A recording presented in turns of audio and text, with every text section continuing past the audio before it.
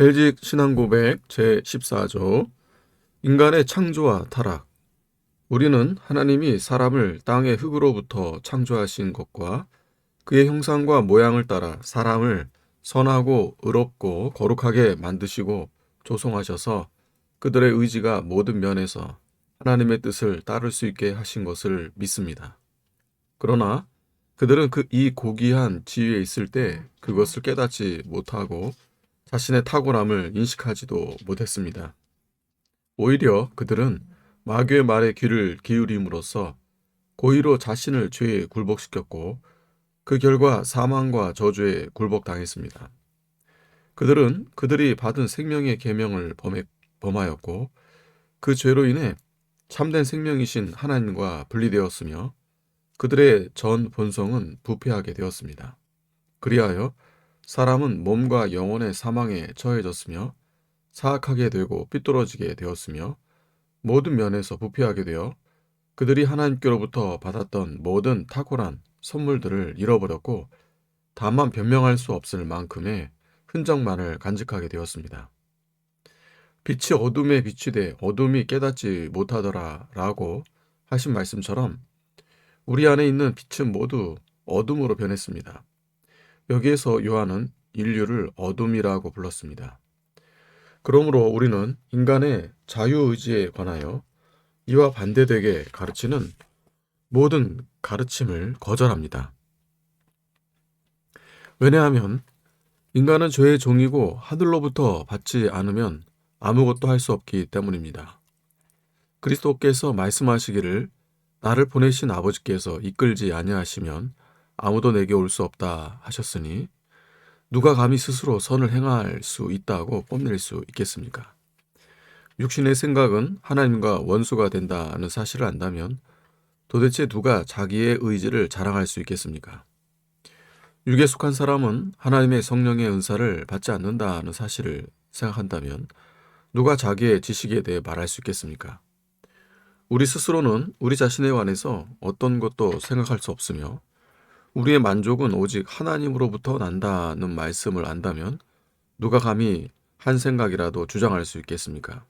그러므로 우리 안에서 역사하시는 하나님께서 자기의 기쁘신 뜻을 따라 우리로 하여금 소원을 두고 행하게 하신다고 하였던 사도의 말씀은 마땅히 확고하고 변함없이 세워져야 합니다. 왜냐하면 그리스도께서 나를 떠나서는 너희가 아무것도 할 수 없음이라고 우리에게 가르치신 것 같이 그리스도께서 역사하시지 않는 한 하나님의 지식과 뜻에 일치하는 어떤 지식이나 뜻도 있을 수 없기 때문입니다. 인간의 창조와 타락. 인간은 누구인가? 벨직 신앙고백 제14조는 인간의 창조와 타락에 관한 조항입니다. 인간은 하나님이 누구신지에 대해서도 잘 알아야 하지만 인간이 누구인지에 대해서도 잘 알아야 합니다. 하나님을 아는 지식은 인간을 아는 지식과 함께 주어지는 것입니다. 칼빈은 이렇게 말했습니다. 궁극적으로 참되고 견실한 지혜로 여겨질 만한 우리 지혜의 요체 거의 전부는 하나님을 아는 지식과 우리 자신을 아는 지식 두 부분으로 이루어진다. 그러므로 참된 지식과 지혜의 첫 부분은 하나님을 아는 지식이고 참된 지식과 지혜의 둘째 부분은 인간을 아는 지식이라고 할 수 있습니다.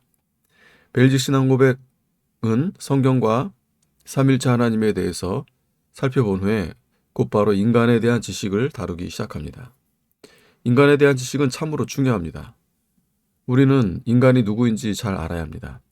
사람들은 자신이 인간이기 때문에 누구보다 자신들이 인간을 더 잘 알고 있다고 생각합니다. 하지만 인간은 인간에 대해서 모르는 것 투성입니다. 인간이 어디서 왔는지, 인생의 목적은 무엇인지, 사람은 어떻게 살아야 하는지 사람들은 잘 모릅니다. 인간은 하나님을 아는 지식이 없이는 인간 자신이 누구인지 아무것도 바르게 알 수 없습니다. 벨직 신앙고백 제14조는 인간에 대해서 우리가 알아야 하는 중요한 진리들을 크게 세 가지로 요약해서 가르치고 있습니다. 그 세 가지는 다음과 같습니다. 첫째, 인간은 하나님의 형상대로 지음을 받은 하나님의 피조물이라는 사실입니다. 둘째, 인간은 하나님의 명령을 어김으로 죄인이 되었다는 사실입니다. 셋째, 인간은 전적으로 부패하여 죄의 종이 되었고 선을 행하기에는 전적으로 무능하게 되었다는 사실입니다. 이것이 인간에 대한 가장 근본적이고 중요한 지식입니다. 인간은 하나님의 피조물이다. 첫째, 인간은 하나님의 영광을 위하여 창조된 하나님의 피조물입니다. 벨직 신앙고백 제14조는 이렇게 시작됩니다.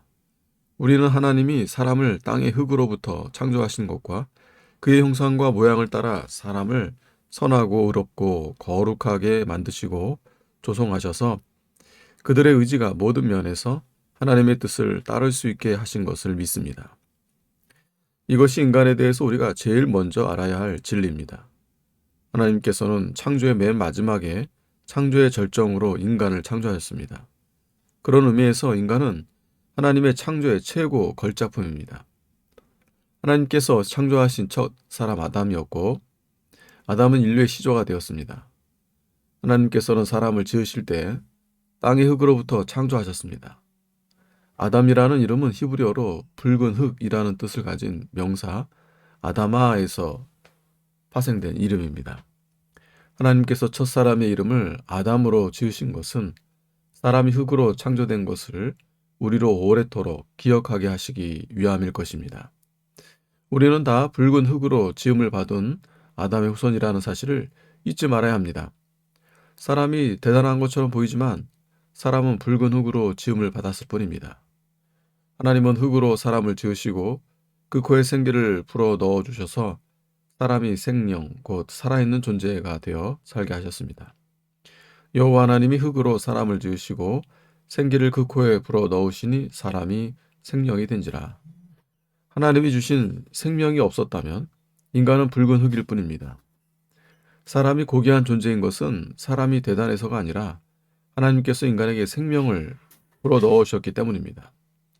하지만 아직도 이것을 모르는 사람들이 많이 있습니다. 그들은 인간이 하나님의 피조물이라는 사실을 부인합니다. 그러나 인간은 하나님의 피조물이요 하나님의 생명을 받은 고귀한 피조물입니다. 인간은 하나님의 형상대로 창조된 고귀한 피조물입니다. 인간은 하나님의 형상대로 창조되었습니다. 하나님의 형상대로 창조된 피조물은 인간뿐입니다. 사람이 하나님의 형상대로 창조되었다는 것은 사람이 하나님을 닮은 인격적인 존재로 지음받았음을 의미합니다. 사람은 지성과 도덕성과 의지와 영적 본성과 같은 면에서 하나님을 닮은 것을 가지고 있습니다. 이것을 두고 벨직 신앙고백 제14조는 인간이 선하고 의롭고 거룩하게 지음을 받았다고 표현했습니다. 웨스트민스터 소요리 문답 제10문은 하나님께서 사람을 지으시되 자기 형상대로 지식과 의와 거룩함이 있게 하셨다고 설명했습니다. 첫사람 아담이 창조되었을 때 아담에게는 하나님과 인간과 세상에 대한 바르고 온전한 지식이 있었습니다. 아담은 하나님을 자신의 창조주로 잘 알고 있었고 이 세상이 하나님의 창조물이라는 사실도 잘 알고 있었습니다. 아담은 각각의 짐승들에게 하나님의 뜻에 맞는 적절한 이름을 지어줄 수 있을 정도로 온전한 지식과 통찰력을 가지고 있었습니다. 무엇보다 아담은 무죄한 상태로 지음을 받은 순결한 존재였습니다. 하나님은 사람을 정직하게 지으셨습니다. 인간은 거룩하신 하나님을 알고 하나님과 교제할 수 있는 거룩성을 가지고 있었습니다. 이 모든 것들은 인간이 하나님의 형상대로 지음받은 고귀한 피조물임을 말해줍니다. 이렇게 인간은 하나님의 형상대로 고귀한 피조물로 지음을 받았기에 하나님의 소생이요 하나님의 소유라고 불릴 만합니다. 따라서 인간은 자신을 창조하신 하나님을 바르게 알고 섬겨야 할 존재입니다. 이것이 인간의 좌표입니다. 인간은 하나님 앞에서 죄인이다. 둘째, 모든 인간은 하나님 앞에서 죄인입니다. 벨직 신앙고백 제14조는 인간이 어떻게 죄를 짓고 타락하여 죄인이 되었는지를 이렇게 간략하게 설명합니다. 그러나 그들은 이 고귀한 지위에 있을 때 그것을 깨닫지 못하고 자신의 탁월함을 인식하지도 못했습니다. 오히려 그들은 마귀의 말에 귀를 기울임으로써 고의로 자신을 죄에 굴복시켰고 그 결과 사망과 저주에 굴복당했습니다. 그들은 그들이 받은 생명의 계명을 범하였고 그 죄로 인해 참된 생명이신 하나님과 분리되었으며 그들의 전 본성은 부패하게 되었습니다. 인간이 죄인이라는 사실은 인간을 이해하기 위해서 알아야 하는 절대적이고도 근본적인 진리입니다. 인간이 죄인이 된 것은 첫사랑 아담과 하와가 자신들의 고귀한 지위를 깨닫지 못하고 오히려 마귀의 말에 귀를 기울임으로써 고의로 자신을 굴복시켰기 때문입니다. 그 결과 모든 인생은 사망과 저주 아래 처하게 되었습니다. 그래서 하나님께서는 모든 사람이 하나님 앞에서 다 죄인이라고 선언하셨습니다. 모든 사람이 죄를 범하였음에 하나님의 영광에 이르지 못하더니 라고 하셨고 또한 의인은 없나니 하나도 없으며 깨닫는 자도 없고 하나님을 찾는 자도 없고 다 치우쳐 한 가지로 무익하게 되고 선을 행하는 자는 없나니 하나도 없도다 라고 하셨습니다. 자기가 죄인이면서도 죄를 죄로 모르고 자신에게는 죄가 없다고 하는 것이 인간의 치명적인 오류입니다. 자기가 죄인인 것을 알지 못하는 사람은 인간에 대한 지식의 첫 단추를 잘못 끼웠기 때문에 다른 진리를 올바로 세워나갈 수가 없습니다. 모든 인간이 죄인이라는 사실은 인간에 대한 가장 근본적인 진리입니다. 하지만 인간이 죄인이라는 것을 부인하는 사람들이 여전히 많이 있습니다. 그렇다면 인간이 죄인이요 부패한 존재라는 것을 입증하는 것이 쉽겠습니까? 아니면 인간이 의인이요 깨끗한 존재라는 것을 입증하는 것이 쉽겠습니까? 인간이 죄인이라는 것에 대한 증거는 온 세상에 가득합니다. 세상을 한번 보십시오. 죄는 이 세상에서 버젓이 살아서 활보하고 있으며 악인들이 처처에 횡행하고 있습니다. 온 세상이 죄로 인해 병들었고 신음합니다.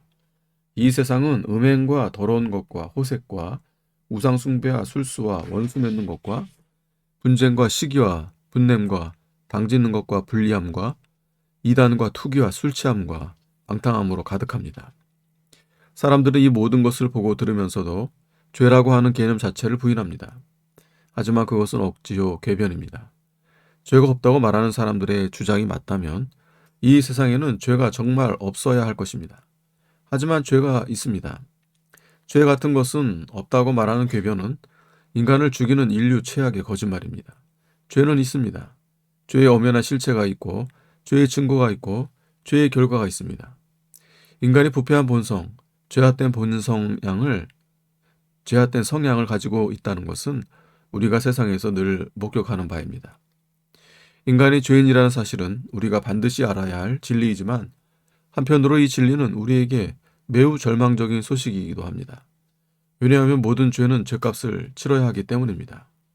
사람의 법을 어겨도 사람이 정한 법에 따라 죄값을 치러야 하듯이 하나님의 법을 어기면 하나님의 정한 법에 따라 죄값을 치러야 하는데 죄의 값은 사망입니다. 하나님께서는 모든 죄인들을 향해 내가 정령 죽으리라고 선언하십니다. 그러므로 모든 인간은 멸망할 죄인입니다. 하나님께서 우리를 구원하여 주시지 않는다면 인간은 모두 멸망할 수밖에 없는 가련한 죄인입니다. 그런 의미에서 모든 인간은 구원받아야 할 죄인입니다. 이것이 인간에 대하여 알아야 할 가장 중요한 진리 가운데 하나입니다. 모든 사람은 구원을 필요로 합니다. 구원을 필요로 하지 않는 사람은 아무도 없습니다. 그렇다면 인간은 스스로를 구원할 수 있습니까? 전적으로 타락하고 전적으로 무능한 인간.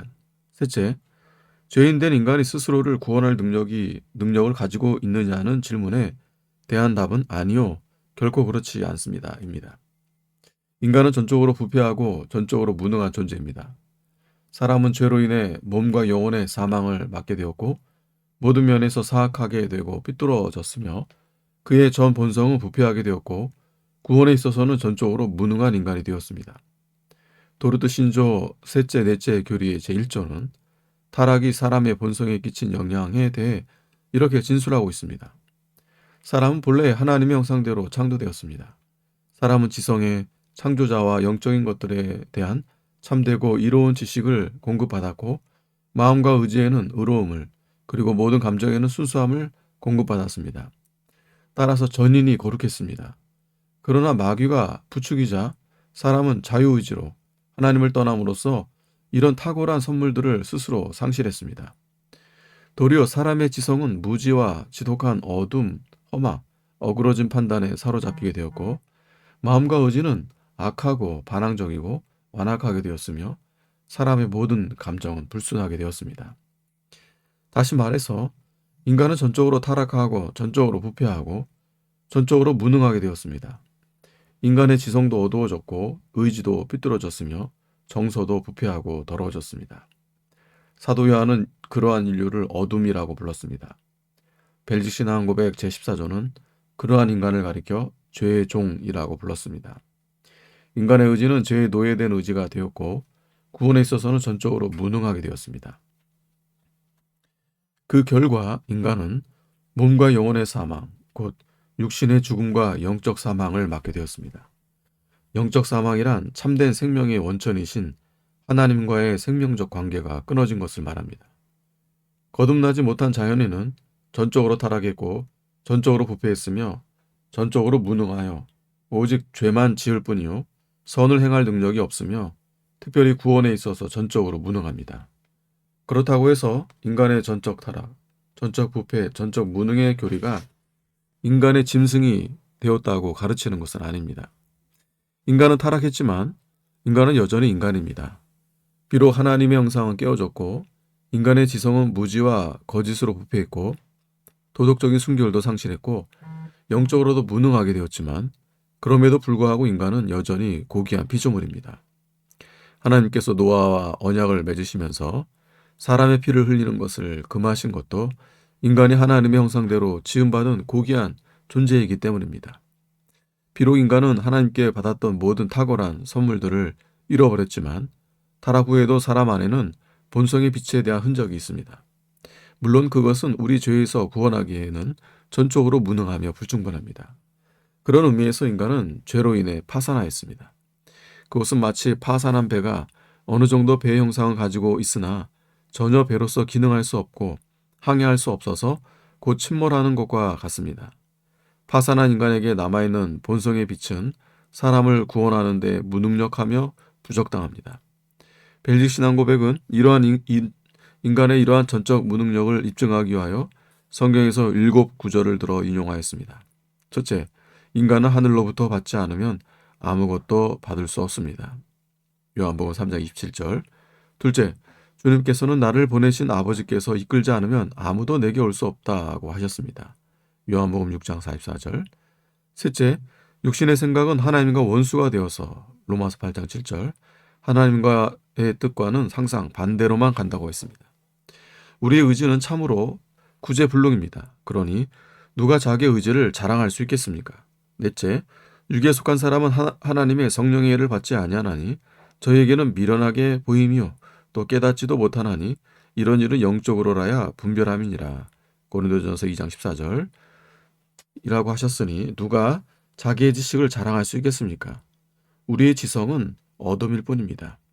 다섯째, 우리 스스로는 우리 자신에 관해서 어떤 것도 생각할 수 없으며 우리의 만족은 오직 하나님으로부터 난다. 고린도서 3장 5절. 이 말씀을 안다면 누가 감히 한 생각이라도 주장할 수 있겠습니까? 우리는 아무것도 내세울 것이 없고 자랑할 것이 없습니다. 우리의 구원은 전적으로 하나님께서 하시는 일입니다.